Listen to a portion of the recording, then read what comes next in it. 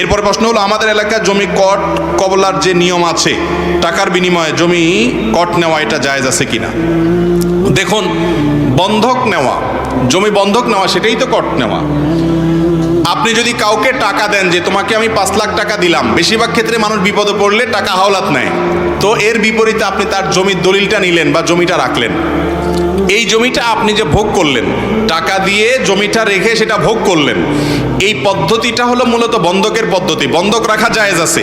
আপনি কারোর কাছ থেকে টাকা লোন নিয়ে তাকে আপনার জমিটা দিলেন, যে ভাই টাকা যে নিলাম এটা যে তোমাকে আমি দেবো, গ্যারান্টি কি? গ্যারান্টি হলো জমিটা তোমার কাছে থাকুক, আমি মেরে খাবো না, এটা তোমার কাছে আমার গ্যারান্টি হিসেবে থাকুক। বন্ধকটা হলো গ্যারান্টির জন্য। কিন্তু আমাদের সমাজে যেটা হয়, শতকরা প্রায় 100%-এর মতো, 99%-এরও বেশি মানুষ জমি বন্ধক রেখে সেই জমি ভোগ করে। এটা সুস্পষ্টভাবে নাজায়েজ কাজ। অনেক উলামা ইকরাম এটাকে একটা হারাম বলেছেন, অনেকে মাকরুহ তাহরিমি বলেছেন, কিন্তু এটা নাজায়েজ এবং গুনাহের বিষয়, এ ব্যাপারে কারো কোনো সন্দেহ নাই। কারণ কুল্লু কারদিন জাররা নাফআন ফাহুয়া রিবা, যেই লোনের বিনিময়ে কোনো বেনিফিট নেন আপনি, সেটা সুদ হিসাবে গণ্য হয়, রিবা হিসাবে গণ্য হয়। এই জন্য অনেক উলামা ইকরাম এটাকে রিবা বলেছেন, সুদ বলেছেন। অর্থাৎ আমার জমিটা আপনাকে দিলাম, আপনি আমাকে 5 লাখ 10 লাখ টাকা দিলেন, আমার বিপদ হয়েছে, সেজন্য সেই টাকাটার আমি কাজ সারলাম, যতদিন আপনার টাকা আমি শোধ না করব, বিনিময়ে আমি আপনার জমিটা ভোগ করব। বা যিনি টাকা দিয়েছেন তিনি ওই বেচারা যিনি লোন নিয়েছেন তার জমি ভোগ করবেন। তাহলে আপনি লোন দিয়েছেন, বিনিময়ে যে উপকার ভোগ করছেন, ফায়দা হাসিল করছেন, এটা গুনাহ হবে। এখন কথা হলো, আপনি বলবেন হুজুর তাহলে কে দিবে? কারণ কি মাথা খারাপ আছে? এভাবে কেউ কাউকে দেয়?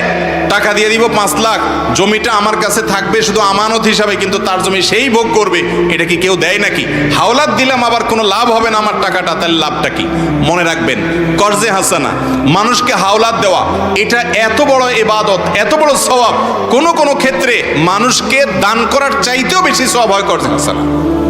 কিন্তু আমাদের সমাজে আজকাল কর্জে হাসানা আছে, লোন দেওয়ার সিস্টেম আছে।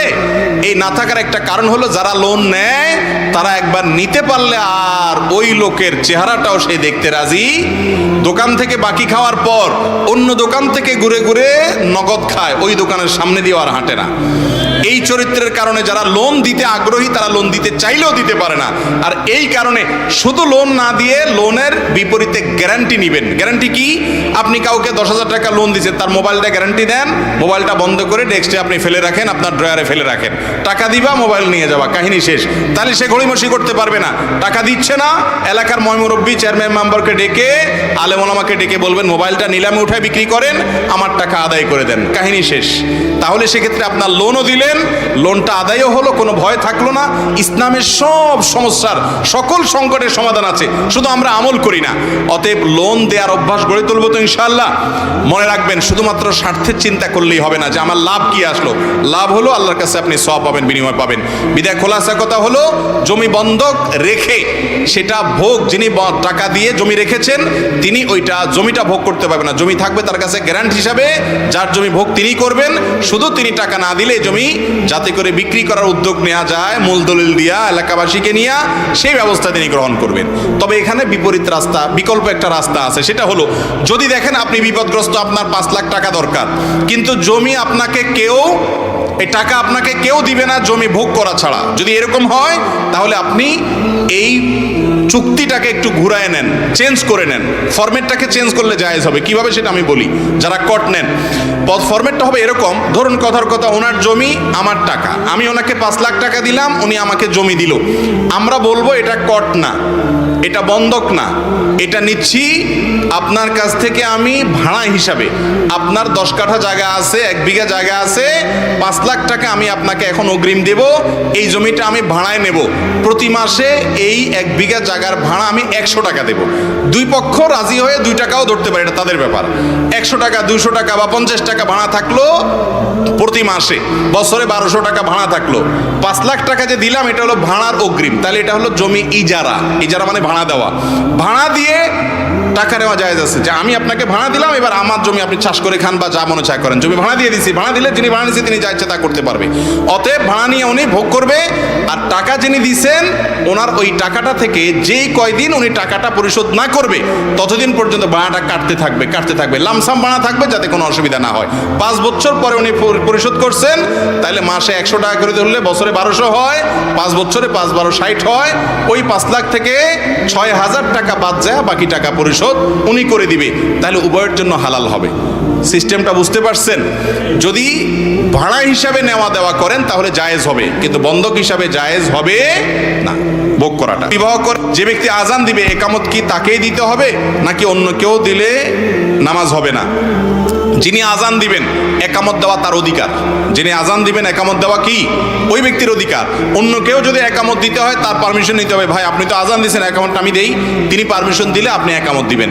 যদিও তার পারমিশন ছাড়া অন্য কেউ একামত দিলেও নামাজ হয়ে যাবে, কিন্তু নিয়ম হলো পারমিশন নিয়ে তারপর কি করা, একামত দেওয়া। এরপরে প্রশ্ন হলো, যে কোনো বিষয়ে ধৈর্য ধারণের জন্য কোন দোয়া বেশি বেশি পড়বো?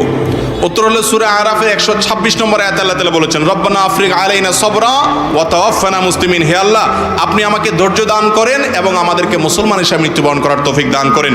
এই দোয়ার মাধ্যমে আপনি আল্লাহর কাছে সবর এবং ধৈর্যের কামনা করতে পারেন। এরপরে প্রশ্ন হলো, খাদ্য গুদামজাত করা কি সবসময় হারাম এবং নিষিদ্ধ? খাদ্য গুদামজাত বর্তমানের একটা সমসাময়িক প্রসঙ্গ বলতে পারি আমরা। এই প্রসঙ্গটা আমাদের সমাজে কয়েকদিন পরপরই উঠে আসে।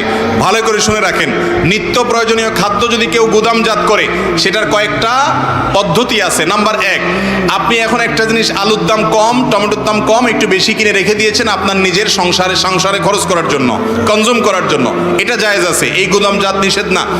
আর যদি গুদামজাতটা হয় মানুষের কল্যাণের উদ্দেশ্যে, যেমন কথার কথা আমাদের দেশে পেঁয়াজ, রসুন, আলু এই সমস্ত জিনিসগুলো একসাথে হয়, সারা বছর খেতে হয়, তখন যদি সেগুলোকে কোল্ড স্টোরেজে রেখে 12 মাস খাওয়ার ব্যবস্থা করা হয়, সেই গুদামজাত করাও জায়েজ আছে, কারণ এটা মানুষের কল্যাণে। আর যদি গুদামজাতটা হয় কৃত্রিম সংকট সৃষ্টি করে, ক্রাইসিস সৃষ্টি করে, দাম বাড়লে তখন আমি লাভ অর্জন করব, সেই ধান্দায় মানুষেরকে বিপদের মধ্যে ফেলা, যেমন আজকাল হচ্ছে যে আমার কাছে অনেক সয়াবিন তেল আছে, আমি পেছনে রেখে দিয়ে বললাম নাই, আমি জানি ক্রাইসিস সৃষ্টি হবে 2 দিন পর, তখন বের করলাম, অথবা সরায় রাখলাম যাতে ক্রাইসিসের কারণে দাম বেড়ে যায়। এরকম কৃত্রিম সংকট সৃষ্টি করার জন্য যদি কেউ করে সেটা হারাম, নাজায়েজ, গুনাহ হবে। অনেক ইমামগণ মাকরুহ তাহরিমি বলেছেন। বিধায় গুদামজাত যদি এরকম করে, নবী করিম সাল্লাল্লাহু আলাইহি ওয়াসাল্লাম বলেছেন, মানে তাকারা ফাহুয়া খাতি, যে ব্যক্তি সম্পদ, খাদ্য এই জাতীয় নিত্য প্রয়োজনীয় জিনিস গুদামজাত করে সে অপরাধী, সে গুনাহগার, এবং এই জাতীয় গুনাহ কিন্তু বান্দার হক সংশ্লিষ্ট গুনাহ। বিধায় এগুলোর ব্যাপারে আমাদের ব্যবসায়ীদের সাবধান থাকতে হবে।